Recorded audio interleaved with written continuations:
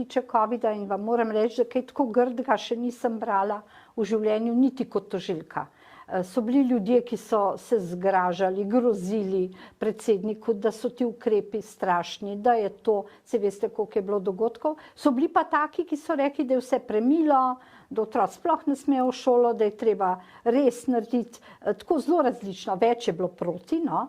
Tako da smo se stankovali z zdravniki, z učitelji.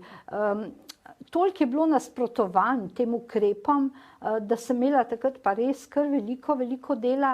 Najhujše pravzaprav mi je bilo, ko mi je predsednik enkrat vprašal, najbrž nas je bilo več, a bi on šel v kakšen dom starejših občanov, ker ga vabijo, da so tam ljudje, ko umirajo brez svojcev, bolni in tako. In smo mu svetovali, jaz sem rekla, da če bo izven doma, da ne bo šel noter, a ne, pa z masko, pa tako, da ne kar gre, ker ljudem veliko pomeni, da jim tam pomaha in to. Drug dan se je usulo po njem, da zdaj so pa ljudje po balkonih bili in da bodo vsi okuženi, vsi umrli.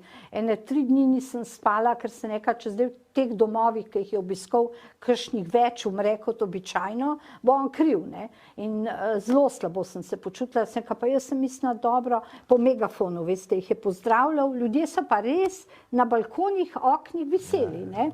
Ampak ne vem, mislim, da so imeli tudi maske. Čez ene par dni, poslušajte, so pa eni pevci, različne skupine, jih ne bom imenovala, eni tudi zelo znani, eni so pripeljali kremšnite v dom, pa so zapeli.